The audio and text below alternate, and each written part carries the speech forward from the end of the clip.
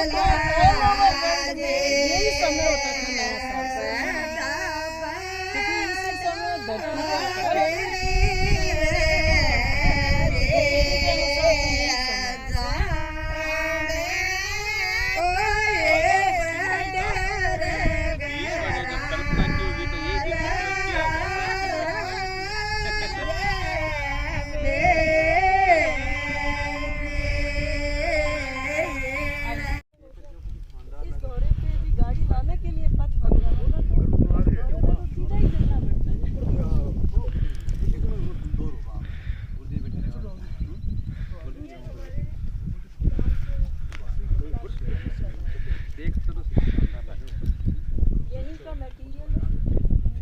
राजस्थान के चूरू जिले की गोपालपुरा ग्राम पंचायत में हरितमा ढाणी के टूरिस्ट स्पॉट में झोपड़ी बनी हुई है, जहाँ पर डाइनिंग कप्स का निर्माण होगा, अर्थात यहाँ पर बैठकर आप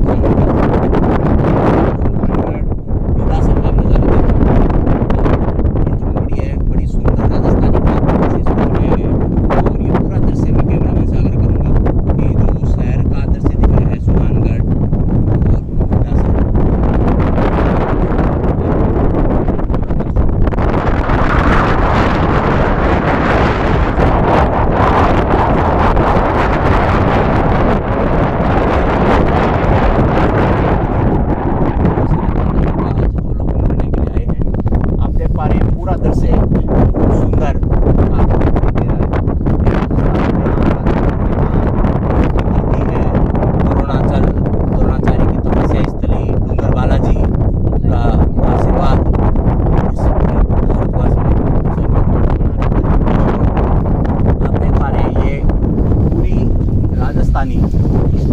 तरीके से झोंपड़ी का निर्माण किया गया। और ये पूरा जो आप दृश्य देख पा रहे हैं अंधेरा शुरू हो गया, लेकिन आपको इधर से जो दिख रहा होगा।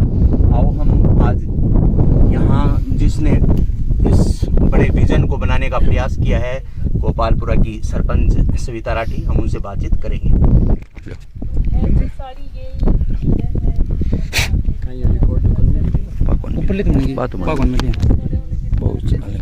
अब नंबर देगा सर, नंबर चाल गया नहीं बस, तो कोई दिक्कत नहीं। नंबर चाल तो बंद हो रोको ना साथ में।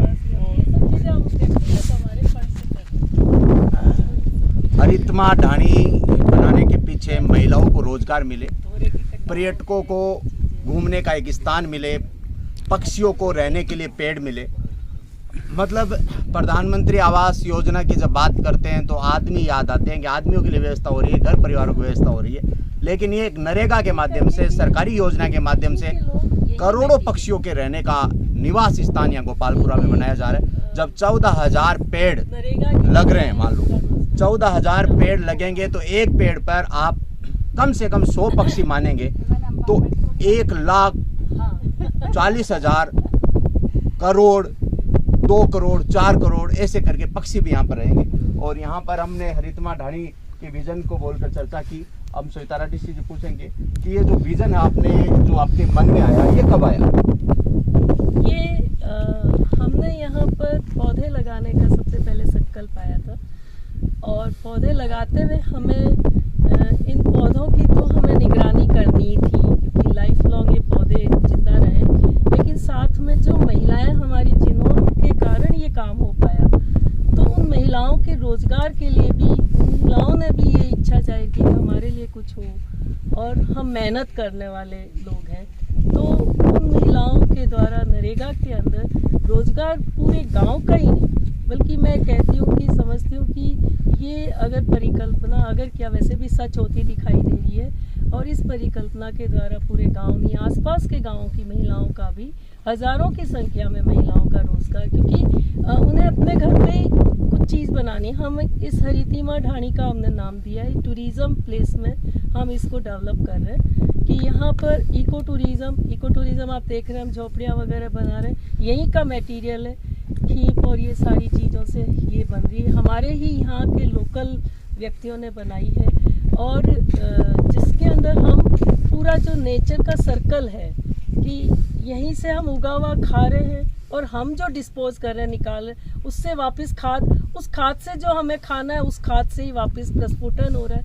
तो ये सर्कल भी लोगों को समझ में आए, ताकि प्रकृति को हम तोड़े नहीं, सर्कल को तोड़े नहीं। जहाँ हम इस सर्कल को तोड़ते हैं वहीं पर हम बीमारियाँ या जो कुदरत की हमें तकलीफ़ें, सुनामी जैसी या मान लीजिए कोरोना जैसी तकलीफ़ें सहन करनी पड़ती है। तो ये चीज़ हम समझें, प्रकृति का स्पंदन हम समझें कि प्रकृति कितनी चीज़ें हमें देती है, जिसे हमें ख़त्म नहीं करना, बल्कि उसे हम यूज़ करके अपने जीवन को बहुत सुंदर बना सकते हैं। इन महिलाओं के रोज़गार के लिए एग्रो टूरिज़्म की यहीं की सब्जी हमारे टूरिस्ट चाहे खुद बनाएं या उन्हें बनाने का ऑर्डर दें, तो इस तरह का एग्रो टूरिज़्म। मेडी टूरिज़्म में हमने वेलनेस सेंटर गवर्नमेंट से अपील की है पास करने के लिए, ताकि हमें टेक्निकल हैंड मिले, तो वो यहाँ पर मसाज, क्योंकि मैं समझती हूँ कि नेचर ने जहाँ जो व्यक्ति रहता है वहाँ उसके लिए, उसके शरीर की आपूर्ति के लिए वहाँ साधन दिए हैं। हमारी मिट्टी हमारे लेप लगता है तो हमें ज़्यादा तंदुरुस्ती देगी, नहीं कि राजस्थान में बैठे व्यक्ति को आंध्रा की कोई मिट्टी लाके उसको तंदुरुस्त करें। तो यहीं पे जो चीज़ें हम जो है वो यहाँ पे हर्बल पार्क भी बना रहे हैं। 50 तरह की हमने हर्बल औषधियाँ यहाँ लगा दी है, 30-40 और भी हम लगा रहे हैं, जिन पे बोर्ड लगा के, ताकि लोगों को पता लगे कि खींच हो चाहे जो भी यहाँ पर यहाँ की जो हमारे पेड़ है राजस्थान के, जिनसे हमें औषधियाँ प्राप्त होती हैं, जिनसे किन रोगों का हमारा इलाज हो सकता है। तो ये करके हमारी सोच है। एडवेंचर गेम्स यहाँ पे हम कर रहे हैं, स्विमिंग पूल भी बनना हमारा चालू हो गया। सभी कुछ नरेगा से ही हमने पास करवाया। गवर्नमेंट की जितनी स्कीम्स हैं, हमारी FFC, SFC, DMFT, इन सब से हमने पास करवाया। अब हमारी पाइपलाइन पास हुई, इतने दिन तक 14,000 पेड़ों को महिलाओं के द्वारा बाल्टी और मटकी के द्वारा पानी आपूर्ति करना और सारे पेड़ जिंदा रहना कुदरत का करिश्मा, इनकी मेहनत है। और कुदरत वहीं जिंदा होती है जहाँ इंसान के पसीने की बूंद उसमें शामिल होती है। तो इस करिश्मे को आप खुद देख रहे हैं। यहीं पे हमारी रसोई बन रही है, अब थोड़े दिनों में बन जाएगी, चालू हो रहा है काम। तो ये सभी चीज़ें करके कि कैमल सफारी है, सैंड्यूम से जो मिट्टी के धोरे, वहाँ बच्चे अगर कूदते हैं मिट्टी में, वो जाते हैं तो वो मिट्टी उन्हें एक संबल देती है, उनके अंदर की रेजिस्टेंस पावर जो है वो बढ़ाती है। आजकल तो बड़े बड़े मॉल्स में भी छोटी छोटी मिट्टी के जो है वो बनाए जाते हैं ताकि बच्चे मिट्टी में खेल सके। तो जहाँ मिट्टी खाली एक दिखावटी चीज़ रह गई है, वहाँ तो यहाँ पर ईश्वर ने बहुत उदार हाथों से यहाँ पर मिट्टी दी है। तो इस धौरों को धरती में आए और हरितिमा ढाणी में आकर इसके आनंद लें। हमारी महिलाओं को रोजगार भी मिलेगा, आपको स्वास्थ्य मिलेगा और इस भगवान की दी हुई नेचर को भी संबल मिल पाएगा। हमारे साथ में जसवंतगढ़ से आई हैं प्रिंसिपल साहिबा और शिल्पी खंडेलवाल जी। आप भी प्रकृति की बहुत ज़्यादा पर्यावरण के लिए इनके मन में एक भाव है, तो ये भी जयपुर से आई हैं, लेकिन आते ही इन्होंने हरितिमा ढाणी में आने का रखा है। जितेंद्र सिंह जी साथ आए, जो तापड़िया टूल्स के जयप्रकाश जी तापड़िया काका जी वो भी आके गए थे। महिलाओं के रोज़गार के लिए उन्होंने हमें कहा है कि इसका जितना भी वो ड्रोन लाकर और इसकी एक प्रेजेंटेशन बनाएंगे हाई लेवल की, तो दानदाता भी हमसे जुड़ रहे हैं, क्योंकि ये हमारे बस की बात नहीं थी। क्योंकि उनके वर्ड्स मुझे याद है, उन्होंने कहा किसी लड़की को भी आप अगर सुंदर है लेकिन कोई देखना आता तो उसको भी आप सही तरीके से सजा धजा के पेश करते हैं दुल्हन की तरह। तो आपका बहुत बढ़िया विचार है, पर इसको बढ़िया प्रेजेंटेशन हो तो उस लेवल का काम हमसे तो शायद नहीं हो पाएगा, लेकिन उनके रूप में हमें बालाजी महाराज ने जो भामाशाह भेजे हैं। तो आज की जो हमारी सबसे बड़ी नीड थी वो यही थी कि इसका प्रेजेंटेशन इंटरनेशनल लेवल स्टाइल का हो, तो ये जो है हमारी फुलफिल हो रही है। राजस्थान के बहुत बड़े संत कह सकते हैं काव्य जगत के, धरती धोरा के रचयिता कन्हैयालाल जी सेठिया का नाम हम जब नहीं लें यहाँ धरती की धोरा पर जो खड़े हैं, धोरों की धरती पर, तो सही नहीं रहता। और उनको राजस्थान रत्न भी अशोक गहलोत की सरकार ने दिया था। तो कन्हैयालाल जी सेठिया की जो भूमि है धरती धोरा रही पर देव रमन आवे तो सुरगा न शर्मावे, तो इस धरती को आप वैसा ही बनाने का प्रयास कर रहे हैं। बिल्कुल, उनकी जो कविता के शब्द हैं वो पूरे शब्द अक्षरशः यहाँ जीवंत दिखते हैं। आ धरती धोरा रही पर देव, वाकई में देव रमते हैं चारों तरफ। आप देखिए, हमको जब मन में लगा कि हमारे पेड़ सूख रहे हैं, भगवान जी हमें बारिश दे दो। लोग कहते हैं आसोज में बारिश नहीं होती, लोग कहते हैं कि इसमें जो है बारिश नहीं होती सर्दी के बाद में जो महीना आता है जनवरी में, और हमें खूब बारिश मिली, प्रचुर मात्रा में इस बार बारिश हुई है। तो हम सबको यही कहते हैं कि हमारे पेड़ों के लिए बालाजी महाराज ने जब हमने मांग की उन्होंने बारिश दी। पेड़ इसीलिए हमारे जिंदा है और प्रकृति खुशनुमा रूप में आपको जब भी आप एंटर होते तो आपको लगता है कि यहाँ बाहें फैला के आपका स्वागत करें। देवता तो रम ही रहे, तभी ऐसा सीन हमें दिखाई देता है। बिल्कुल, मतलब 14,000 पौधों को नरेगा लेबर, नरेगा की शक्तियों का, नरेगा का धन का अगर सदुपयोग करना है तो आपको राजस्थान के कुछ ही गांव में ऐसा उदाहरण मिलेगा, और वो भी चूरू जिले की गोपालपुरा की सविता राठी एक प्रेरणा है उन सरपंच के लिए भी कि यार क्या करें, नरेगा का बजट है, क्या करें, गड्ढे खुदवाएं, वापस बुराएं, गड्ढे खुदवाएं, मिट्टी, लेकिन उनके लिए बहुत बड़ी प्रेरणा है। सोच चाहिए, विजन चाहिए।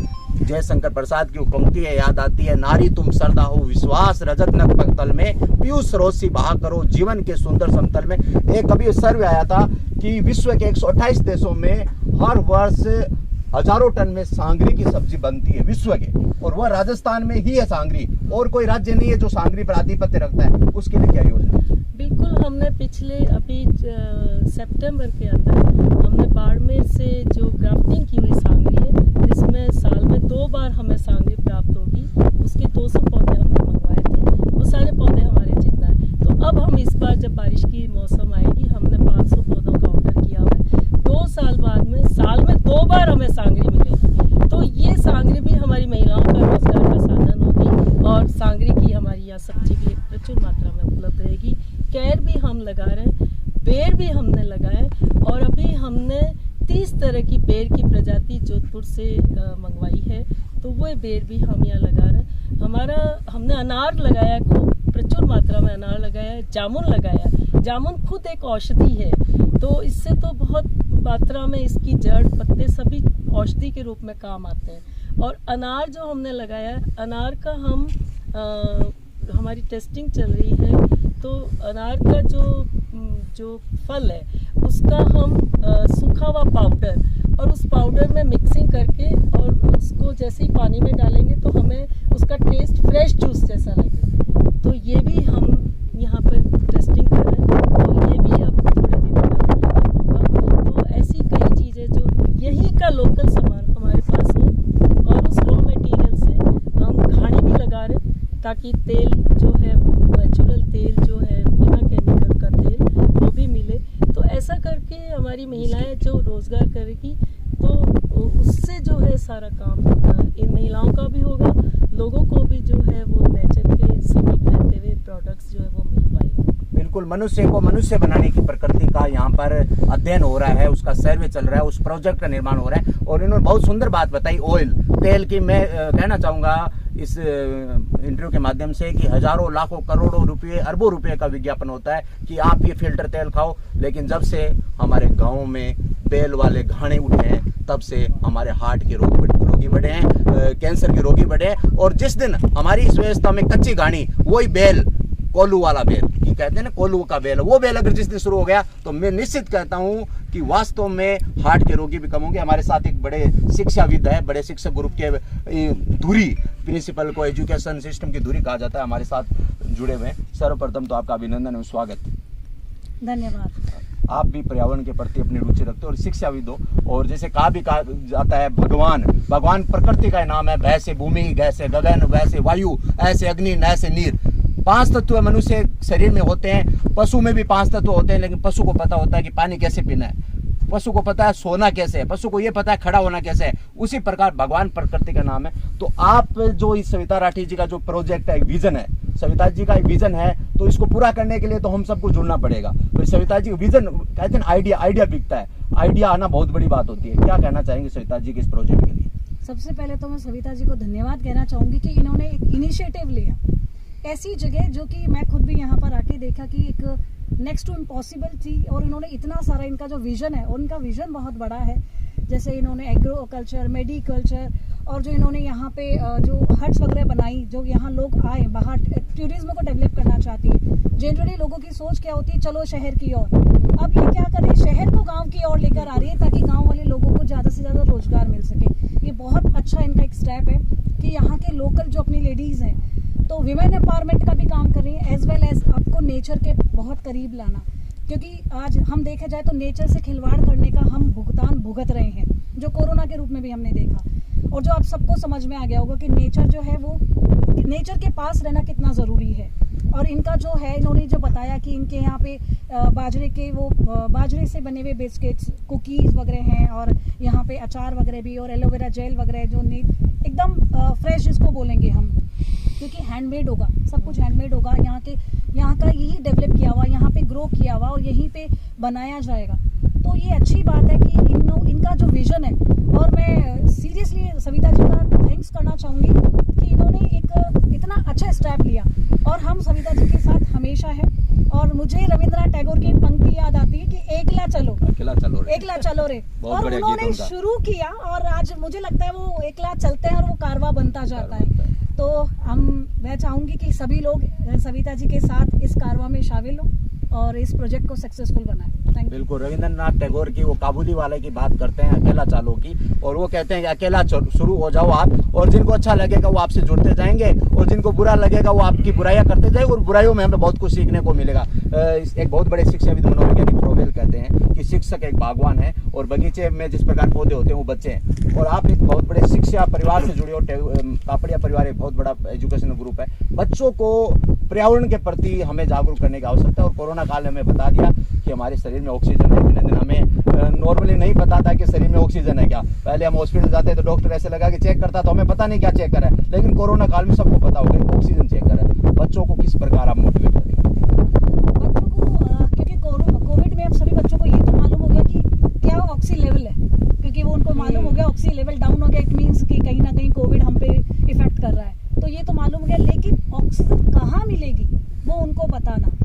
अभी शहरों में है जो ऑक्सीजन मिलती है, लेकिन वो क्या होता है, इतना ज़्यादा पॉल्यूटेड एयर है वहाँ पे, तो इतना फ्रेश ऑक्सीजन नहीं मिलता। एज वेल एज जो फूड वो खाते हैं वो मतलब कम्प्लीटली किसी को बोलते हैं कि जिसको पेस्टिसाइड्स वगैरह डाल के उसको ग्रो किया जाता है, और वो कहीं ना कहीं कॉन्टामिनेंट होता है, वो जहर होता है एक तरीके का, वो स्लो पॉइजन होता है जो हम सब लोग ले रहे हैं। पानी जो पीते हैं RO का पानी होता है जो कम्प्लीटली पानी को डेड कर देता है, मार देता है। वो कि जो एसिडिटी वाली जो प्रॉब्लम्स होती हैं, जो सब कुछ होता है वो उसी पानी की वजह से होता है। लेकिन इनका जो प्रयास है, हम बच्चों को, मैं खुद, मेरा ये है कि मैं भी यहाँ वॉक कर रही थी, चलते आ रहे, तो मैं ये सोच रही थी कि हमारे स्टूडेंट्स को हम यहाँ लेकर आए और एक विजिट करवाएं, विजिट एज वेल एज जहाँ अगर उनका कुछ अतिरिक्त श्रमदान अगर उनसे कुछ हो सकता है डेफिनेटली वो भी करवाएंगे, और वो नेचर को करीब से देखें और नेचर को जाने कि उसके क्या क्या गुण है। क्योंकि इन्होंने जो बताया कि हम जगह जगह उनके लगाएंगे कि लाइक अगर हर्बल इन्होंने कुछ प्लांट्स लगाए तो हर्बल प्लांट्स के यूजेस क्या क्या है, तो वो आगे देखे समझे। आज बच्चों को समझाना बहुत ज़रूरी है, क्योंकि यही हमारा भविष्य है, यही हमारा कल है। तो अगर ये नहीं जानेंगे तो इनको तो हमें बताना ही होगा और हमें लेकर आना होगा। बिल्कुल, आपके बच्चे के अकाउंट में पैसे हो या नहीं हो, लेकिन आने वाले समय में ऑक्सीजन का टैंक अकाउंट में जरूर होना चाहिए। और इन्होंने जो एक बात बताई कि बच्चों को हम यहाँ से प्रकृति से जोड़ेंगे, और जब हम बच्चों को प्रकृति से जोड़ेंगे तभी होगा, वरना मुझे याद है कि 5 जून को पर्यावरण दिवस पर अरबों पेड़ लग जाते हैं सोशल साइट पे, और धरातल पर एक नहीं लगता, और यहाँ 14,000 पेड़ लगा के और उनको जिंदा किया गया है। और एक गांव में, एक व्हाट्सएप में, फेसबुक में 14,000 पेड़ 5 जून को लगते हैं, और जब पता चलता है कि गांव में एक पेड़ लगाया था वो भी जलकर नष्ट हो गया, वो भी पानी की प्यास से मर गया, वो भी उसको धूप नहीं मिली, छाया नहीं मिली। हमारे साथ एक साहित्यकार जुड़े हैं सुजानगढ़ से, हम उनसे भी लेते हैं, क्योंकि साहित्य ही समाज का दर्पण है, और जिस देश का साहित्य खराब होता है वो देश खराब होता है, और जिस देश अच्छा होता है उसका साहित्य अच्छा होता है। साहित्य समाज का दर्पण है। आप साहित्यकार हो, पर्यावरण के प्रति सविता जी की जो मिशन है, जो शुरुआत हुई है, कहाँ देखते हो वर्तमान समय में इस भागदौड़ की जिंदगी में सब लोग अपने भविष्य के लिए, अपने बच्चों के लिए स्विस बैंक में, रिजर्व बैंक में करोड़ों अरबों की FD जमा कराने में व्यस्त है। वैसे दौर में सविता जी के मन में ऐसा विचार आना, कहीं ना कहीं लगता है कि साहित्य से जुड़े हुए हैं ये। सविता जी ने जो ये कार्य किया है, निश्चित रूप से ये संपूर्ण प्रदेश में मील का पत्थर साबित होगा। शास्त्रों में कहा गया है कि व्यक्ति को अपना मातृ ऋण और पितृ ऋण और पूर्वजों के प्रति जो ऋण है उसका निर्वाह और उसको निर्वाह करना चाहिए। लेकिन मैं ये इसके साथ में एक ऋण और जोड़ता हूँ जिसका नाम है प्रकृति का ऋण। हम प्रकृति का ऋण कैसे चुका सकते हैं, ये बात साबित की है और धरातल पे उतारी है सरपंच सविता राठी ने। इन्होंने क्रांतिकारी कदम उठाया है और मैं राजस्थान की सरकार के मुखिया अशोक गहलोत जी से भी निवेदन करूंगा कि वो इस पर ध्यान दें और चूरू जैसा एक डेजर्ट जिला जिसको हम डार्क जोन बोलते हैं, जहां पानी की दूर दूर तक बूंद दिखाई नहीं देती है, जहां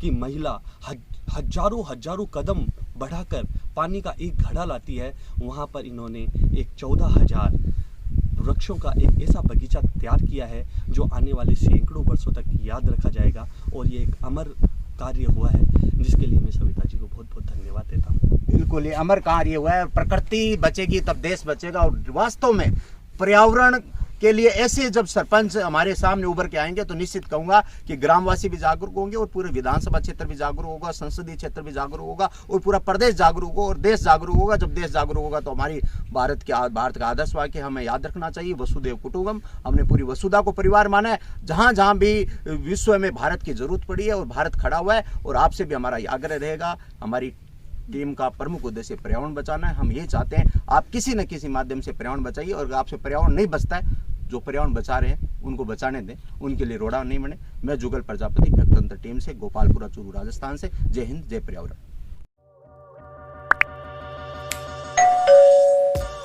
Now, please like, share and subscribe and don't forget to